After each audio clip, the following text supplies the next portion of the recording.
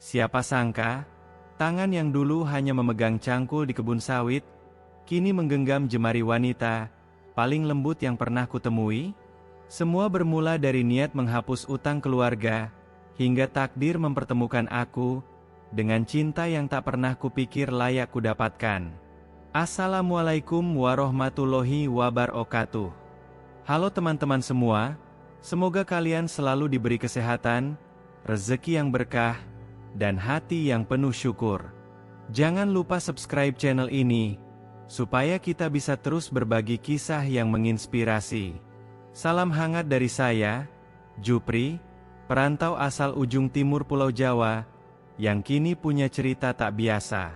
Aku lahir di sebuah kampung kecil, yang terletak di ujung timur Pulau Jawa.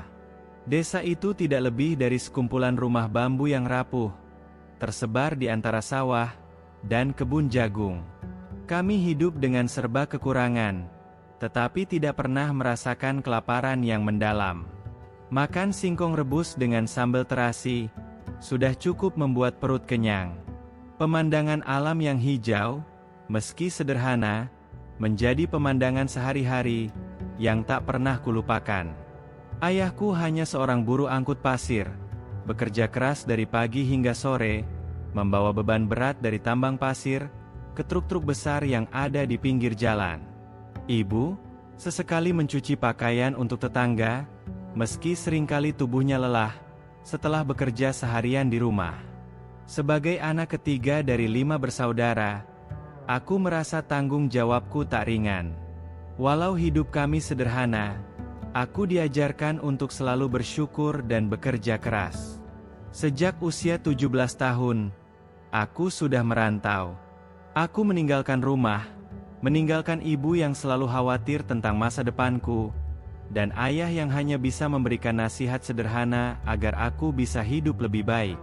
Di Kalimantan, aku bekerja sebagai kuli kebun sawit, merasakan hidup yang keras, terasing dari rumah dan keluarga. Hidupku penuh hinaan dan cibiran orang-orang yang menganggapku hanya sebagai buruh, hanya sebagai seorang pekerja kasar yang tak punya harapan. Setelah beberapa tahun, aku memutuskan untuk pindah ke Malaysia, berharap bisa memperbaiki nasib. Tetapi, meskipun gaji di sana lebih baik, perasaan terasing itu tetap menghantuiku.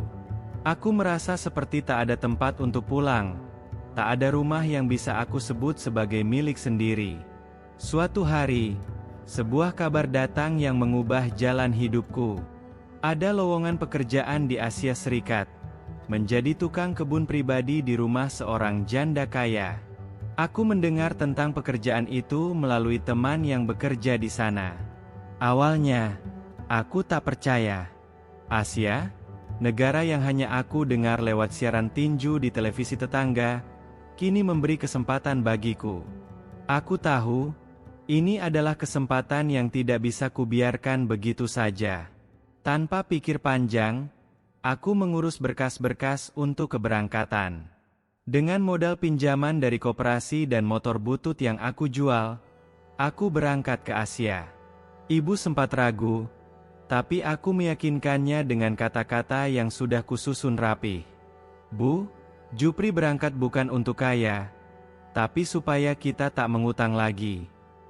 Dengan pelukan hangat dan doa yang dipanjatkan, aku meninggalkan kampung halaman menuju negeri yang katanya segalanya besar dan penuh peluang.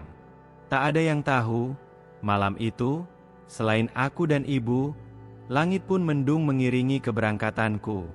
Langit mendung saat aku berpamitan dengan ibu di Bandara Soekarno-Hatta. Hari itu adalah hari pertama dalam hidupku yang harus naik pesawat. Tangan ini gemetar, dan jantungku berdegup tak karuan. Aku hanya bisa mengingatkan ibu untuk selalu sehat dan menjaga adik-adikku. Aku tahu ia khawatir, tapi aku juga tidak punya pilihan lain. Dengan modal pinjaman dari koperasi dan hasil penjualan motor butut yang hampir tak bisa dijual, aku melangkah ke ruang tunggu dengan perasaan campur aduk. Aku melirik ibu yang berdiri jauh di belakang, menyeka air matanya yang hampir jatuh. Aku tahu, ini akan menjadi perpisahan yang tak mudah.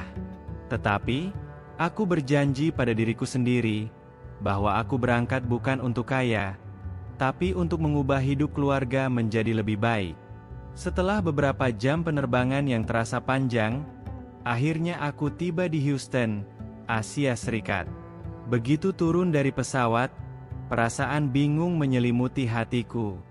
Sungguh tak pernah aku bayangkan sebelumnya bahwa aku akan berada di tanah yang begitu jauh, dengan budaya yang sangat berbeda. Seorang sopir wanita kulit hitam menjemputku di bandara. Ia mengenakan senyum ramah dan berkata bahwa aku akan bekerja di rumah seorang janda kaya bernama Loren. Ketika kami tiba di rumahnya, aku tertegun.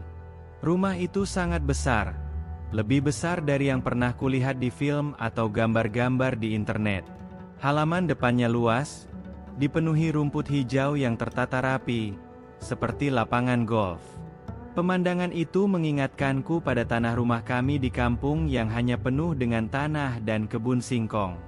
Tetapi, rumah ini penuh dengan kaca besar yang membuat aku merasa seolah-olah melihat dunia yang berbeda.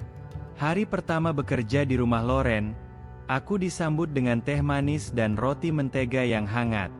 Aku yang terbiasa hanya dengan air putih dan makanan sederhana, kini disuguhi makanan yang sangat mewah. Aku bingung, tidak tahu harus berbuat apa.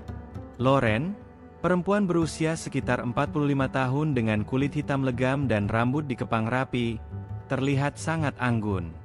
Badannya besar, lebih besar dari kebanyakan wanita yang pernah kulihat, tetapi wajahnya lembut dan senyumnya begitu hangat. Ia menyambutku dengan ramah, berbicara dengan nada yang penuh perhatian. "Jupri, you like humbleman," katanya sambil tersenyum. Aku hanya bisa tersenyum balik, mencoba meresapi kata-katanya. Aku tahu ini adalah kesempatan besar, tetapi ada perasaan aneh yang mulai tumbuh dalam diriku. Entah itu rasa takut, cemas, atau mungkin rasa kagum terhadap sosok yang baru pertama kali aku temui ini. Hari demi hari, aku mulai merasa ada yang aneh dalam hubungan kami. Loren sering datang ke taman untuk duduk bersama aku, memberiku minuman, dan kadang-kadang mengajak bicara soal keluargaku di Indonesia. Suatu hari, saat aku sedang merawat tanaman di taman, Loren mendekat dan duduk di kursi rotan dekat kolam ikan. Ia memanggilku dengan lembut, "Jupri, sit with me."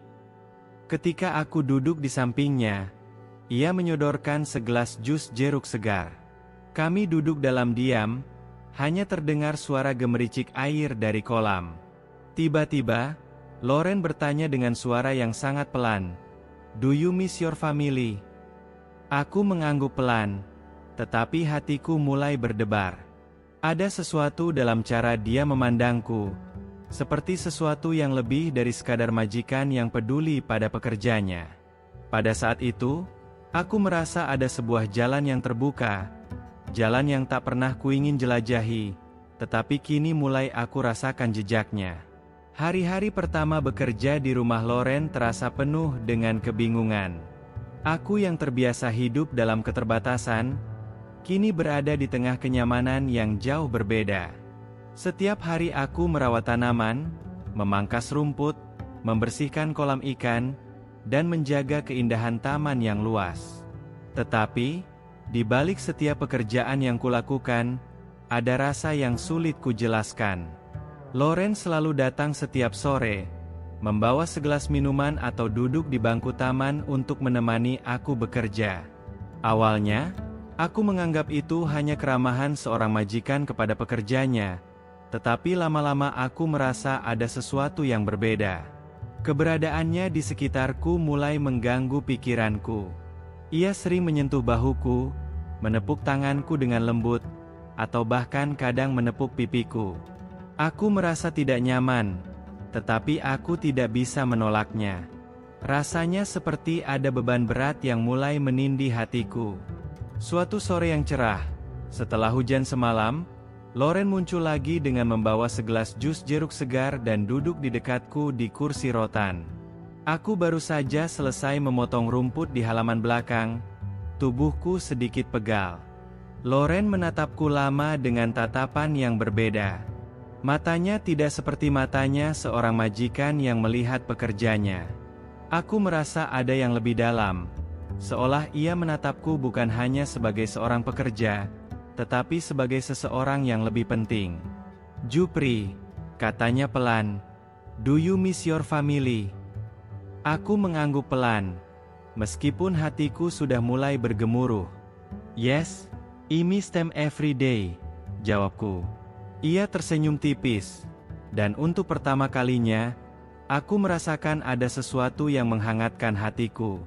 "If you stay with me," katanya lagi, "it can be your family." Kata-katanya membuat aku terdiam. Aku tidak tahu harus menjawab apa. Ucapan itu begitu sederhana, tetapi seakan mengandung makna yang sangat dalam. Hari-hari setelah itu semakin aneh. Loren semakin sering mendekat, semakin sering mengajakku duduk bersamanya di ruang tengah atau di taman. Terkadang ia hanya diam, sesekali tersenyum, atau berbicara tentang kehidupannya. Suatu malam, setelah selesai bekerja, aku sedang mencuci tangan di dapur. Lampu di ruang tengah dipadamkan, hanya ada cahaya redup dari lampu taman yang masuk melalui jendela. Musik jazz mengalun pelan. Aku merasa ada yang tidak biasa. Tiba-tiba, suara lembut Loren terdengar dari ruang tengah. "Jupri, come here please." Aku berjalan perlahan, ragu-ragu, memasuki ruang tengah. Ia duduk di sofa besar dengan dua bantal di sampingnya dan selimut kecil di tangan. Di atas meja terdapat dua cangkir coklat hangat. "Sit with me," katanya dengan nada yang lebih lembut dari biasanya. Aku duduk di sebelahnya, tetapi jarak kami sangat dekat. Aku bisa merasakan hangat tubuhnya, dan jantungku berdegup lebih cepat. Kami duduk bersama, menonton TV, meskipun aku tidak benar-benar memerhatikan layar. Mataku sering mencuri pandang ke arahnya. Sesekali, ia menoleh ke arahku. "Jupri," katanya, suaranya lebih berat dari biasanya. "Do you believe in love?" Aku tercekat, ingin menjawab tidak, tetapi lidahku seakan terkunci.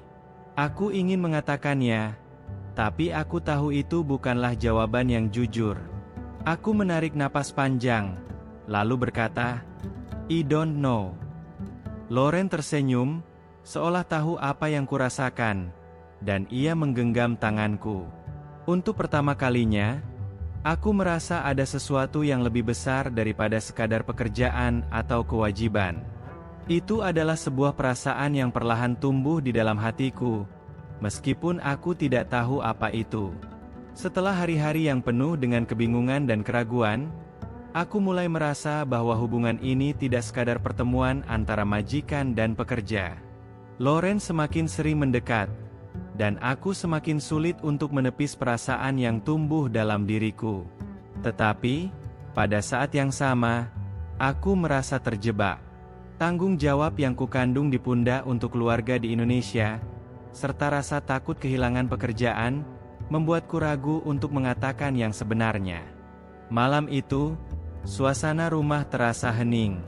Aku baru saja selesai membersihkan dapur dan mencuci tangan ketika lampu di ruang tengah diredupkan.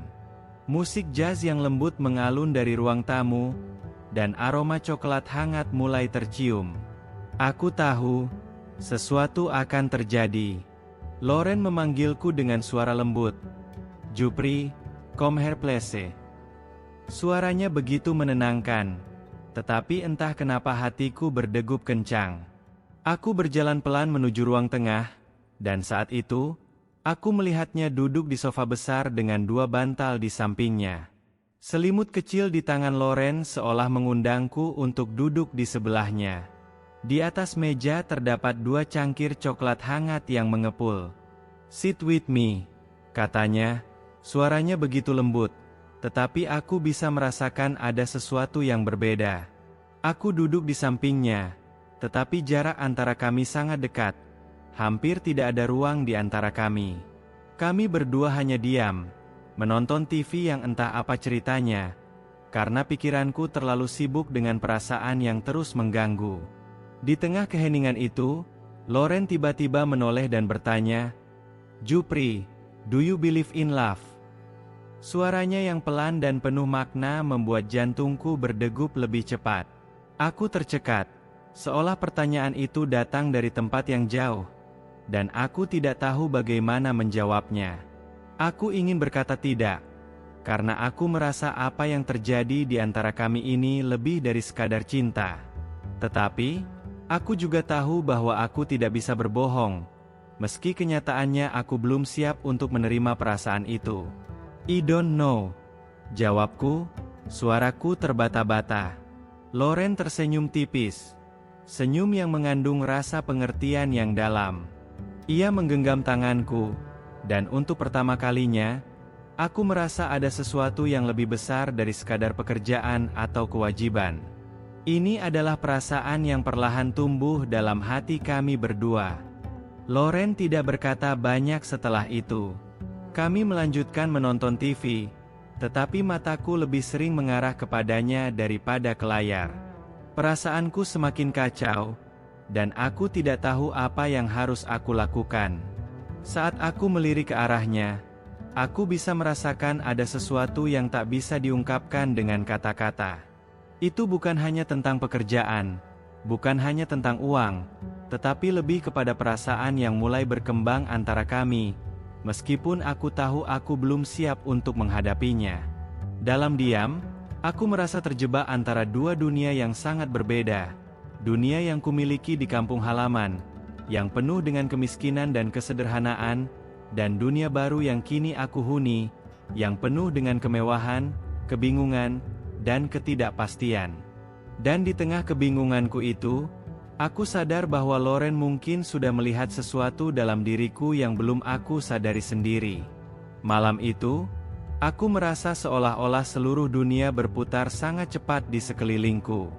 Setelah percakapan kami yang penuh dengan ketegangan dan perasaan yang membingungkan, aku kembali ke kamarku dengan langkah gontai. Aku duduk di tepi ranjang, merenung panjang. Pikiranku terasa kacau, dan hatiku terombang-ambing antara dua perasaan yang sangat bertentangan. Di satu sisi, aku merasa sangat bersyukur atas semua yang telah aku dapatkan, kerja di Asia, hidup yang lebih nyaman, dan tentu saja, peluang besar yang datang bersama Loren. Tetapi, di sisi lain, ada rasa canggung dan ketidaknyamanan yang terus mengganggu pikiranku. Aku merasa seperti seseorang yang tengah berdiri di persimpangan jalan, tidak tahu mana yang harus kutempuh. Hari-hari setelahnya semakin terasa berat. Loren semakin sering mengajakku duduk bersama, berbicara, atau bahkan sekadar menikmati makan malam bersama di ruang makan besar rumahnya. Terkadang, ia membuatkan aku sarapan, atau memberiku hadiah-hadiah kecil, seperti sepatu kulit, jam tangan, atau ponsel baru. Semua itu adalah barang-barang yang sangat mewah bagiku, yang tak pernah kuimpikan sebelumnya. Tetapi, meskipun aku menerima semua itu, perasaan di dalam diriku tetap tidak berubah. Aku merasa kosong, seperti ada yang hilang. Aku tahu, aku tidak bisa terus bersembunyi di balik kesibukan kerja dan barang-barang mahal yang diberikan Loren. Aku mulai merasa bahwa aku harus menghadapi kenyataan, meskipun kenyataan itu begitu menakutkan. Suatu malam, setelah selesai bekerja, aku duduk di ruang tamu yang luas dan sunyi. Loren duduk di sampingku, menatapku dengan tatapan yang tidak bisa aku pahami. Ia terlihat berbeda malam itu, tidak seperti biasanya. Ada sesuatu di matanya, seperti ada perasaan yang terpendam, sebuah rasa takut yang tiba-tiba aku rasakan. Aku tahu bahwa ada sesuatu yang ingin ia katakan, tetapi ia hanya diam. Aku merasa cemas, tapi juga tidak ingin memaksanya untuk berbicara. Malam itu, ia mengajakku ke kamar tidur kami. Ketika kami duduk di tepi ranjang, ia memegang tanganku, dan untuk pertama kalinya, aku merasa seolah-olah ada kedekatan yang tulus antara kami. Ia menatapku dengan mata yang penuh kasih sayang, tetapi ada rasa ragu yang tercermin di wajahnya. "Jupri," katanya pelan, "do you trust me?" Suaranya lembut, tetapi aku bisa merasakan ketegangan di dalamnya. Aku menatapnya lama, berpikir sejenak sebelum akhirnya aku menjawab, "Yes, I trust you." Tetapi, entah mengapa, jawaban itu terasa kosong. Aku tidak tahu apakah aku benar-benar percaya pada Loren, atau jika aku hanya merasa nyaman karena ia memberiku segala sesuatu yang aku inginkan.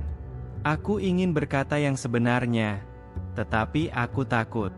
Takut kehilangan kesempatan yang sudah aku dapatkan. Takut jika aku terlalu jujur dan semuanya akan berakhir. Loren menghela napas panjang, kemudian berkata, "I want to make sure you understand that I'm not asking you to stay because of money." Kalimat itu membuat hatiku sedikit tenang, tetapi perasaan bersalah dan kebingunganku semakin menguat. Aku merasa seperti telah hidup dalam kebohongan selama ini, hidup di dunia yang tidak benar-benar aku inginkan. Tetapi, di sisi lain, aku tidak bisa menolaknya. Aku tidak bisa menolak kenyataan bahwa aku semakin merasa terikat padanya, meskipun hatiku belum sepenuhnya terbuka. Hari-hari setelah percakapan itu semakin terasa penuh kebingungannya. Loren, dengan caranya yang lembut, terus mendekat, sementara aku mulai merasakan ada sesuatu yang lebih dari sekadar hubungan antara majikan dan pekerja. Semua yang dia lakukan, dari membuatkan sarapan untukku, memberiku hadiah-hadiah kecil yang sangat mewah, hingga berbicara dengan penuh perhatian, seakan memberikan ruang baru dalam hidupku yang selama ini hanya diisi oleh kerja keras dan impian untuk membebaskan keluarga dari utang. Aku mulai merasa bahwa ada lebih banyak yang bisa aku berikan kepada dunia ini, selain hanya kerja keras di kebun atau di rumah. Loren mulai menunjukkan sisi lain yang tak pernah aku lihat sebelumnya, sebuah sisi yang tidak hanya memanjakan, tetapi juga menyentuh hati. Tetapi, aku merasa semakin terjebak dalam perasaan yang tak kuinginkan. Dalam hati, aku bertanya-tanya, apakah aku benar-benar mencintainya, atau hanya merasa nyaman dengan kemewahan yang diberikan kepadaku? Setiap kali aku berpikir untuk pergi, aku justru merasa semakin sulit untuk melepaskannya. Aku tidak ingin menjadi orang yang hanya mengincar harta atau kenyamanan, tetapi kenyataannya, dunia yang ada di sekelilingku sudah begitu menggiurkan. Perasaan bersalah mulai menggerogoti diriku. Aku takut jika aku menerima apa yang ditawarkan, aku akan menjadi seseorang yang tidak lagi mengenal siapa diriku sebenarnya. Aku sudah terlalu lama hidup dalam keterbatasan, dan kini, dunia ini tampaknya menawarkan segalanya kepadaku. Tetapi, hati kecilku terus berbisik bahwa ini semua tidak benar. Suatu malam yang tenang, setelah makan malam yang sederhana, aku dan Loren duduk bersama di teras rumah. Udara malam di Houston terasa segar, dengan bintang-bintang yang terlihat jelas di langit. Kami duduk di kursi taman, dikelilingi oleh tanaman hijau dan bunga-bunga yang mekar. Ada keheningan antara kami, tetapi bukan keheningan yang canggung. Itu adalah keheningan yang penuh pengertian. Loren menoleh kepadaku dan berkata, "Jupri, I want you to know that I never expected you to stay for the money. I want you to stay for you, for what you are." Kata-katanya begitu tulus, dan itu menggetarkan hatiku. Aku menatap matanya, dan dalam tatapan itu aku melihat kejujuran yang sangat mendalam. Aku merasa bahwa Loren benar-benar mencintaiku, bukan karena kemewahan atau materi yang kubawa, tetapi karena siapa aku sebenarnya. Tetapi, aku masih merasa bingung. Aku bertanya-tanya apakah aku cukup berani untuk menerima perasaan itu dan menghadapinya dengan jujur. Aku merasa seperti seseorang yang baru saja menemukan jalan hidup yang baru, tetapi takut melangkah lebih jauh.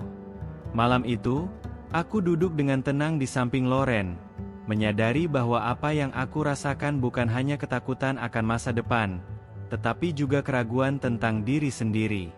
Aku belum pernah merasa seperti ini sebelumnya, terjebak antara dua dunia yang sangat berbeda. Dunia yang satu penuh dengan impian dan harapan, dan dunia yang lain penuh dengan ketidakpastian dan kebingungan. Di tengah keheningan malam itu, aku akhirnya berkata, "Loren, aku tak tahu bagaimana harus melanjutkan semuanya.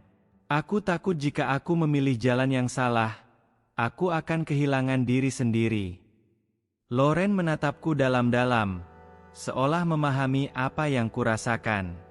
"Jupri," katanya dengan lembut, "tak ada salahnya memilih apa yang membuatmu bahagia. Tidak ada jalan yang salah jika itu membuatmu menjadi dirimu sendiri." Kata-kata itu mengisi hatiku dengan kedamaian yang tak pernah aku rasakan sebelumnya. Mungkin, selama ini aku hanya takut untuk menerima kenyataan bahwa aku berhak bahagia, apapun bentuk kebahagiaan itu. Terima kasih sudah menyimak cerita panjang ini, teman-teman. Semoga kisahku mengajarkan kita satu hal. Cinta sejati bukan tentang siapa yang punya banyak, tapi siapa yang tetap tinggal saat semua sudah tak ada. Jangan lupa like, subscribe, dan bagikan kisah ini jika menurut kalian bisa menjadi pelajaran. Semoga kita semua selalu diberikan hati yang tulus dan keberkahan dalam hidup. Wassalamualaikum warahmatullahi wabarakatuh.